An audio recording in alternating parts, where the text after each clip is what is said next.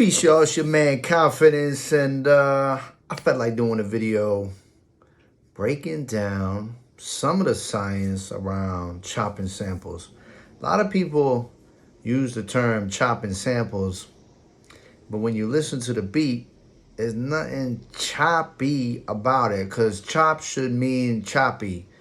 And if your music is flowing like a river, there ain't no chops in there, ain't no rough water, right? So I want to go over two elements to help those that want to improve their chop game. Now, there's one that's more important than the other. And guess what? It ain't the chops. It's this. If you don't got this, don't even attempt the chop shit. You ain't ready. Do what the other dudes do. Just make it flow like a river. Just hit every pad or place every sound right next to each other. Back and forth. But if you serious about your chop game, you better start training these two things. These things right here in your head. That's what it's all about. And I'm going to break it down why your ear is more important than the chops. Anybody can trim sounds, make them small, make them short, make them a little long, whatever it may be. But if you ain't got the ear, first of all, you ain't going to pick the right sounds that are chop worthy. And two, you ain't going to make it choppy. You ain't going to even make those sounds flow with the chops in it. One sound to the next. What note should go with the next note? That's what it's all about. So if you train your ear and you refine your chopping ability, then you're going to set yourself up for success. All right, so let's take a look at it. Let's break it down.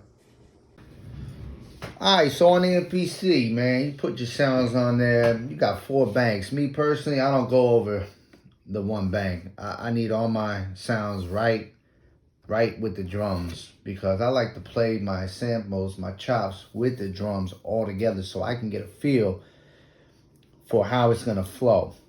So here's all my samples.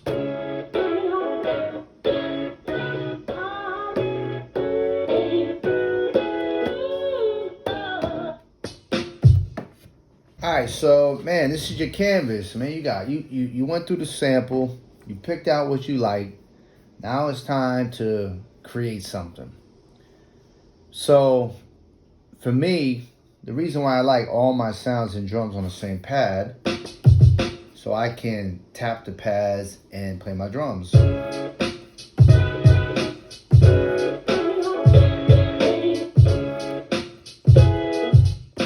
But that's only half of it. I gotta find the right flow, the right pitches of these sounds that go with the next one, and the next one, and the transition back to the one. All those gotta be at a high level if you want this sequence to really shine. So when you listen to the sounds,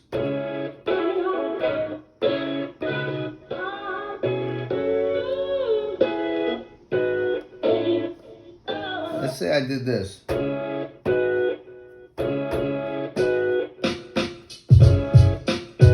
Right? Those sounds work. Maybe they could work for the sequence. These work. You always want to find your first note, like where you think it's going to set off, right? And for me, it ain't going to be that. But you want like a nice strong hit.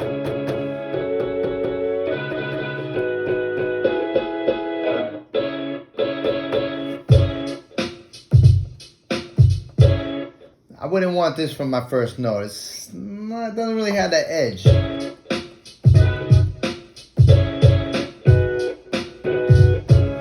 I settled on this. Imagine a nice bass under that. Right? But so you're like, all right, where's my next note? He's got a nice feel right back to back.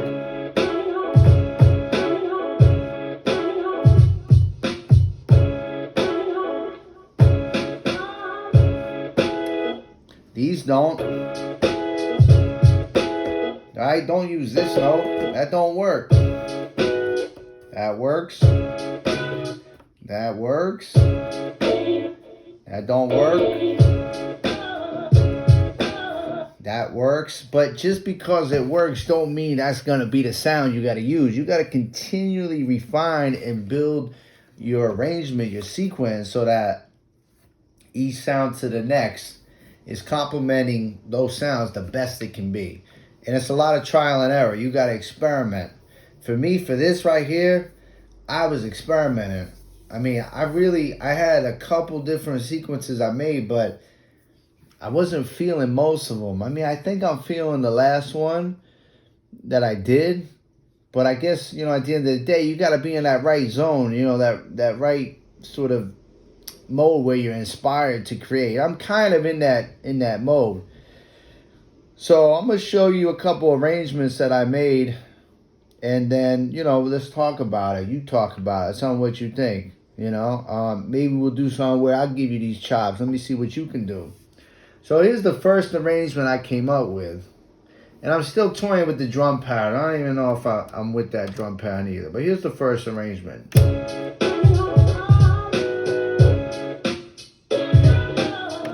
Now let me say this too, with the chops, right? We talked about this in the beginning, flowing like a river. You gotta have at least one pause in there. You can't be like working on my chops. You can't be like working on my chops.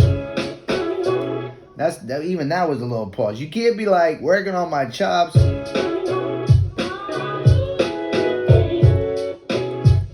Like there's no pause and no space. They can't just keep flowing. You gotta have some space. So for me, it's always I gotta have at least one space, and then I feel okay, right? Because again, if there's no space, there's no chops.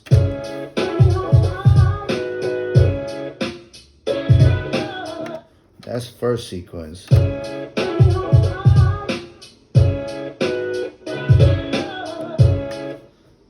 Second sequence.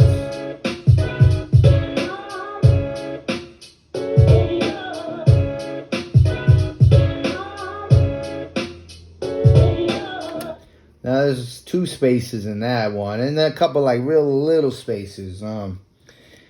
Again, like I said, I'm not crazy about any of these, and sometimes you ain't gonna win, no matter if you got those chops that you're feeling, right? It don't mean you guarantee to make a dope beat. But if I had to go with any of these, it'd be the last one.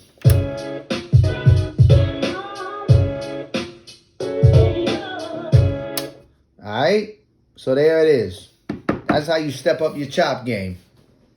Hope you liked that little tutorial about how to step up your chop game. Now, one thing I forgot to mention is I sampled these sounds probably, I don't know, 7 years ago or so. And I made another beat that was used. So I'm going to play you that, and then you can tell me what sequence sounds better. All right, check it.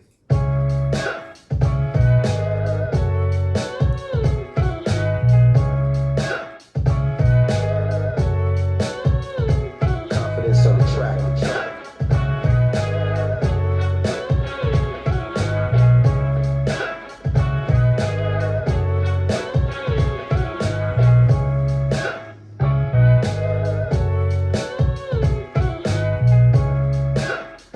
One little chop.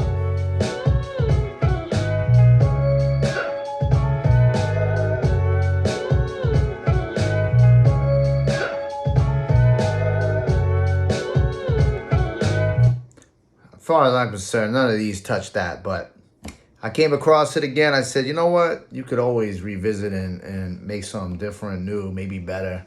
So I tried. Let me know what you think.